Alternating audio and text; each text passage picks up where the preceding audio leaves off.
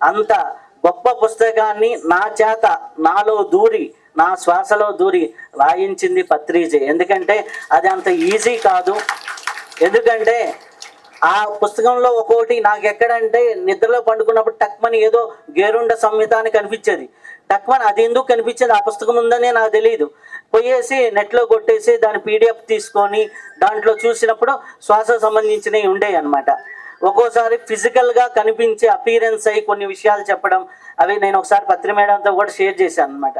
ఇట్లాంటి ఎన్నో అనుభవాలు, ఎంతోమంది మాస్టర్స్ వారి అనుభవాలు ఇవన్నీ తీసుకుంటూ ఎవరి అనుభవాలు కాకుండా ఆధారబోధితంగా ఈ పుస్తకం అనేది తీసుకురావటం అనేది జరిగింది.